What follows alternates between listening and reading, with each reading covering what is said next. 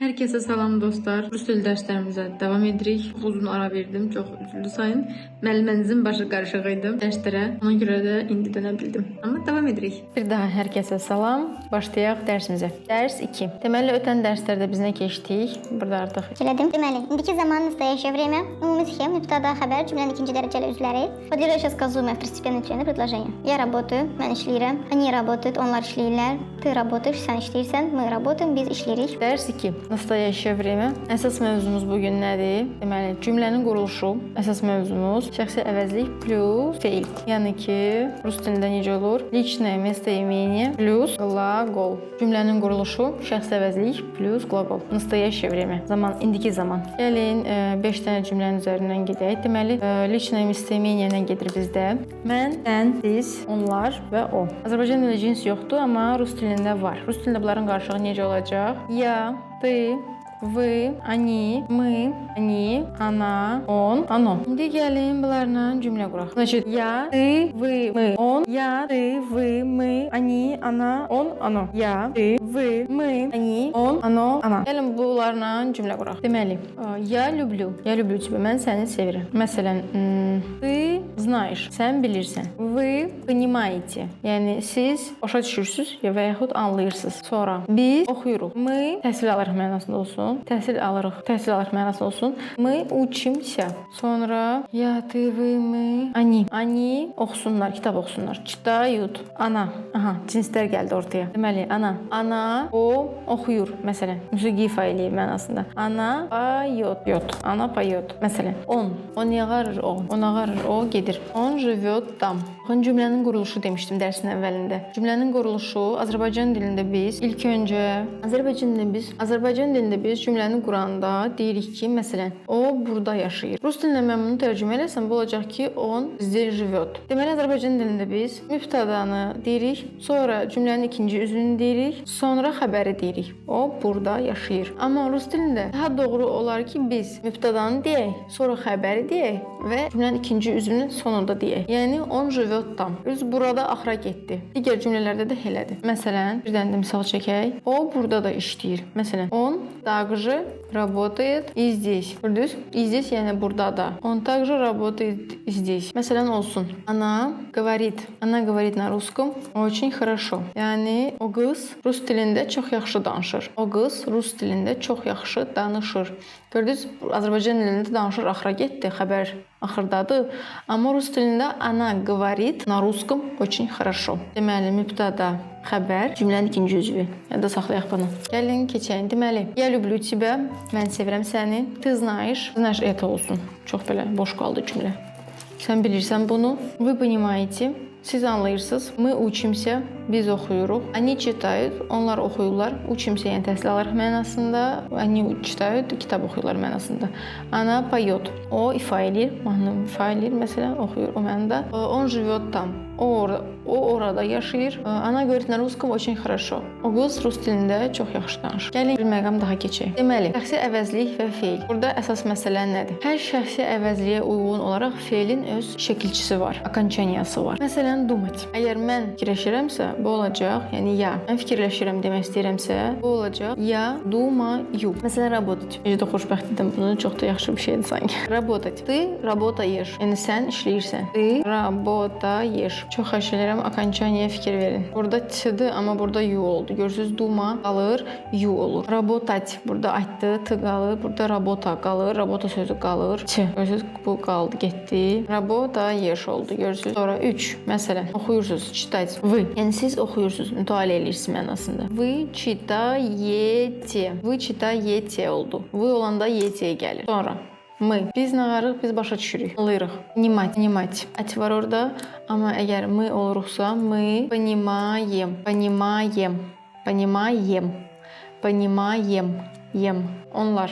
Они. Gəzmək olsun. Gulять. Yət oldu. Burada bu birinci yətimizdir bizim. Ət idi, yət oldu. O da ola bilər. Gulять. Amma biz demək istəyirik ki, onlar gəzir. Yəni, они gulaют. Sonra gəlir on, ana, ano. Gəlin hərəsində də bir cümlə qurur, sonra başqa bir şey deyəcəm. Deməli, ana Ana nə varır ana? Rəsm çəkmək olsun. Рисовать. Ana рисует. Рисует. Рисует. On ağarır, yazır. Писать. Atindən qutarır. No, əgər odursa, yəni oğlan demək istəyirsə, on пишет. Yet. Görürsüz? Ana рисует. On пишет. Sonra ana ağarır, светит olsun. Onsa günəş, yəni средний род rus dilində olsun elə светит. Yəni işıq saçır. Ana светит. Id. Buradakı окончаниялары görürsüz də. Мы понимаем. Матери gördüz yem oldu. Ют. Они гуляют. Она рисует. Она рисует. Он пишет. Оно светит.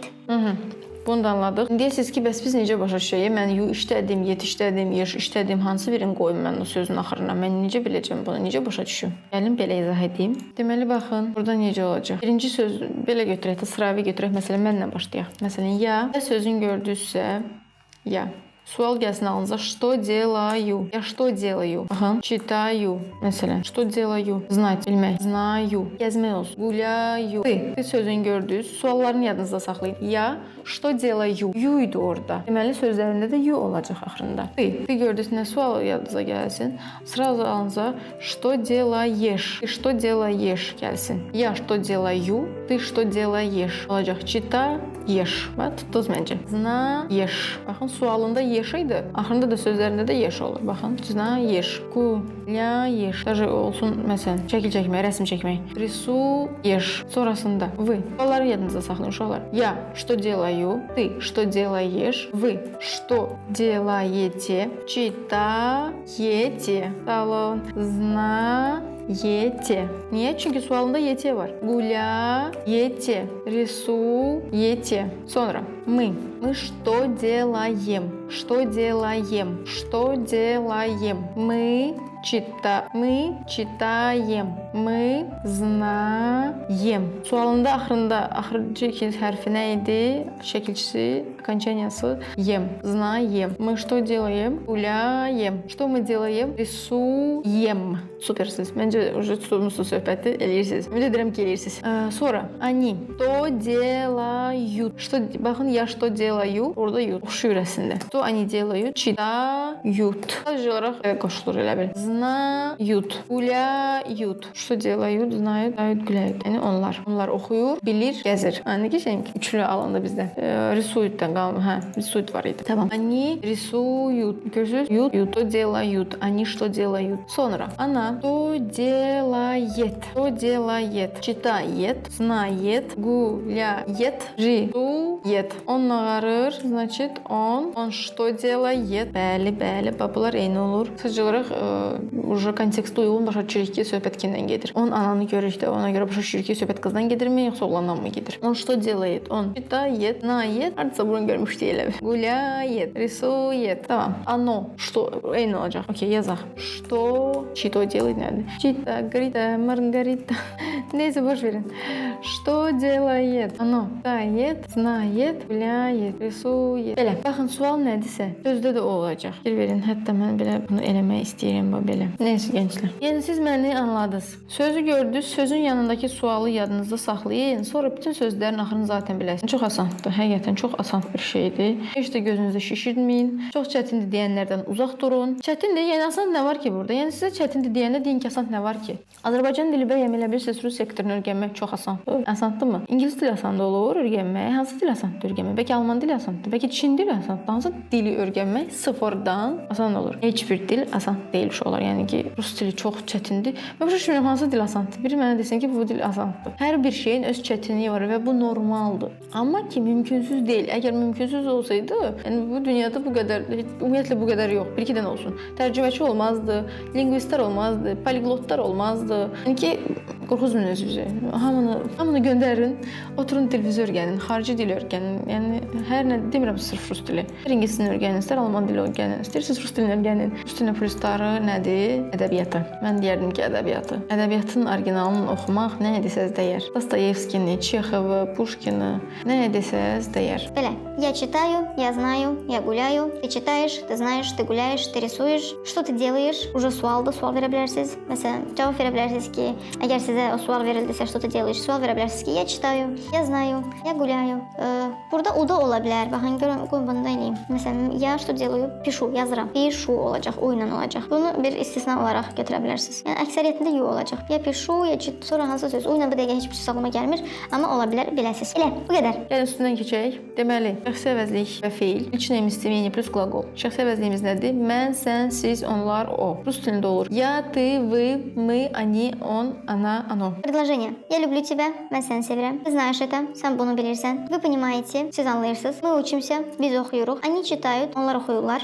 Она поет, o ifa edir, o ifa edir. Он живет там, o orada yaşayır. Она говорит на русском очень хорошо. O rus dilində çox yaxşı danışır. Sonra думать, я думаю, работать, ты работаешь, читать, вы читаете, понимать, мы понимаем, гулять, они гуляют, рисовать, она рисует, писать, она пишет, оно светит. Buna biz sprijeniya deyirik rus dilində. Amma sizə bu teoriyanı, əgər sizə qrammatika ehtiyac yoxdursa, teoretik sözlərlə beyninizi doldurmaq istəmirəm. Ona görə də birbaşa asanlıqla necə yadınızda saxlaya bilərsiniz, elə izah etməyə çalışıram. Bu qədər uşaqlar. Ümid edirəm ki, yaxın müddətdə görüşəcəyik. Əvvəlki dərslərə baxın, təkrarlayın. Bu dərsə də baxın. İkinci dərsin praktikasında görüşərik. Sağ olun. Bol-bol sevgi ilə qalın. Sağ olun.